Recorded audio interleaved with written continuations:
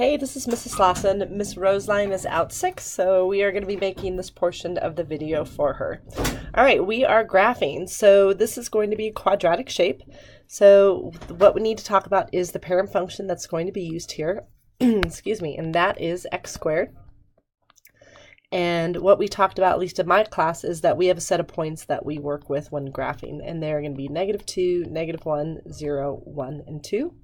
And then I'm going to take these and put them into the parent function to get my y's. And when I square all of these numbers, this is what I get. Okay, so what's going to start to happen is this U shape that's a quadratic is going to transform, and it's going to transform by this negative by making it flip. This will make it move right 3, and this will make it move up 6.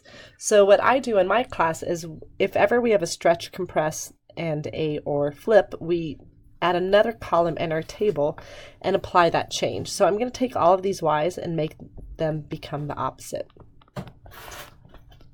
So what I'm going to do now is start graphing my transformation. So I'm going to cross out these old y's because I don't need them, and I'm going to graph what was -2, 4 is now flipped to -2, -4. Here's -1, -1, 0, 0, 1, -1, and 2, 4. So there's the start of the transformation, and now I'm going to take those points and move them all right 3, up 6. So I'm just going to take each point, count over to the right 3, count up 6, and restart my graph.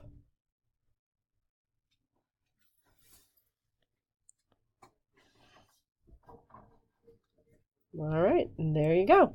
So this one has been graphed for you. Okay, so when we go to number 27, what we want 27 is to have it look like 26 in vertex form. So what I'm going to do is go through the process of completing the square. So I'm going to be grouping these x's together, and as I do that, I'm going to factor out a 3.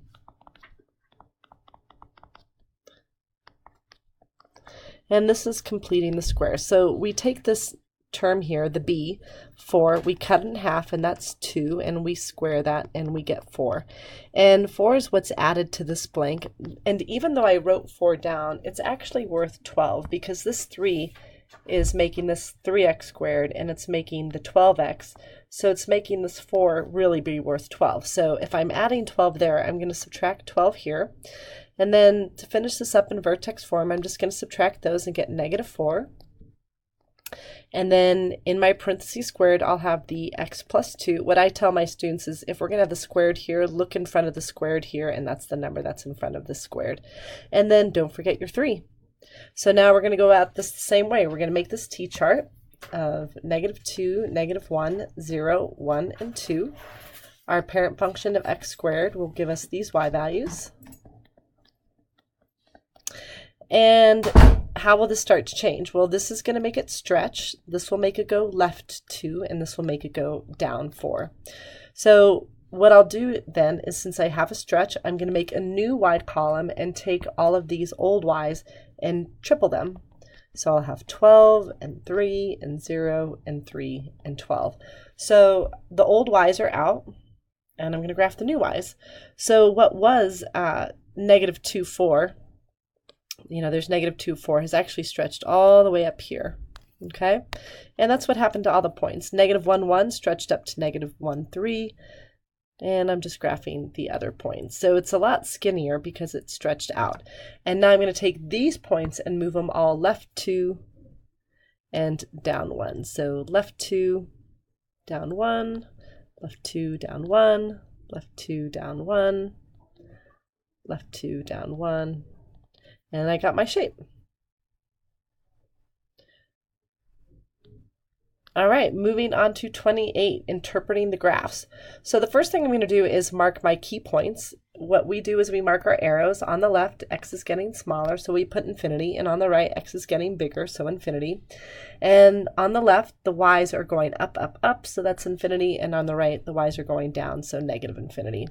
Then we go through and we mark any important points. So those are our x-intercepts, our turning points. So this is about -5.8, and let's just say -4. Here's another x-intercept. We got -3, 0. This high point right here, that's -2 and 0.5-ish. And another x-intercept. Here's another turning point.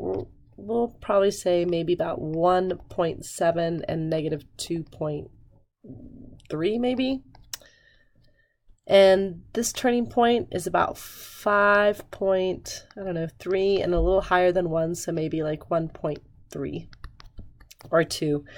And the last x-intercept. So in my class, they're asked to go through and mark all those points. So the first thing I'm going to do are my positive intervals. So as I go left to right, my positive intervals, here it's positive. And then I switch to my negative intervals. So this is negative. And then I switch back to positive. It's a little bit right here. And then I switch back to negative. Switching back to positive. And one more negative. So what I'm going to do is just kind of go back and forth between these two and write my answers. So first start with positive. It goes from negative infinity to negative 7. And then it's negative from negative 7 to negative 3. And then it's positive from negative 3 to negative 1.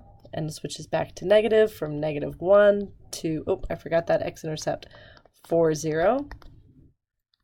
And then it's positive again from 4 to 6. Then I have my intervals of increase and decrease. So as I go left to right and I talk about my increase and decrease, let's see. First, it is decreasing.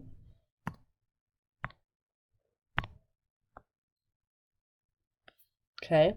And then it switches to increasing. So I'm going to make all my increasing be yellow. And it switches to decreasing. Back to increase. And one last decrease. So for each segment, I'm just going to go left to right and start. So starting with my decrease, it starts at negative infinity and goes to about negative 5.8. Then it switches to an increase from negative 5.8 to negative 2. Remember, we use the x values here. Then another decrease from negative 2 to 1.7. And then we have an increase from 1.7 to 5.3. And then finally another decrease from 5.3 to infinity. Okay.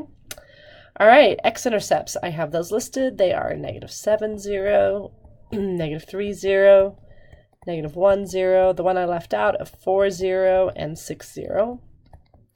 My y-intercept is right here, so that's 0, negative 1.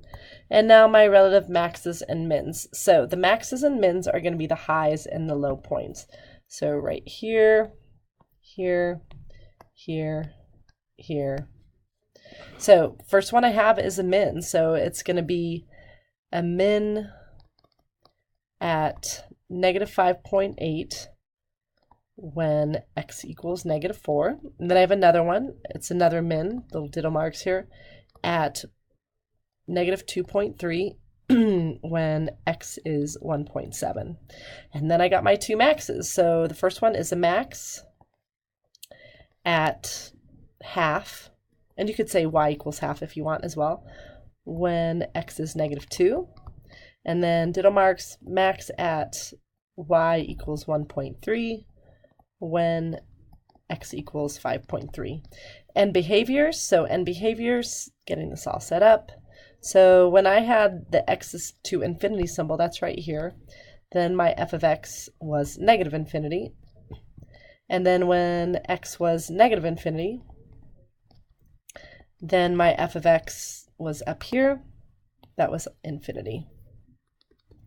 All right, average rate of change. Average rate of change is just slope. It's where we're going to subtract our y's over our x's. And we give you the points here of negative 2 as an x and 0 as an x. You just have to look at your graph to figure out what your y is. So at negative 2, that's this point right here, we said it was about a half.